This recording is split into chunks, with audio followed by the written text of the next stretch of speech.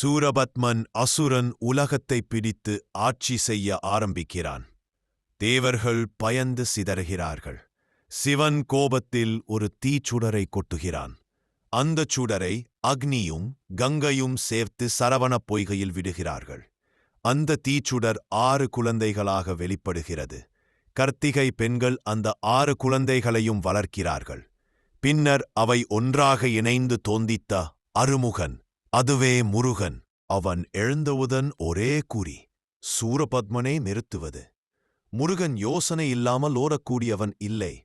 போரென்றால் கணக்கு, தாக்குதல், துல்லியம், அதுதான் அவன் நடை. சூரபத்மன் படையெல்லாம் 2 பாகமாக வெட்டுகிறான். ஆனா விட்டு மாட்டான். அந்த 2 பாகத்தையும் மயிலும் சேவலும் ஆக்கி உயிர் கொடுக்கிறார். இதுதான் முருகன் சொல்கிற உண்மையான அர்த்தம். வீரம் போதுமென நினைத்தால் தோல்வி, அதை நடத்த அறிவு இருந்தால் மட்டுமே வெற்றி.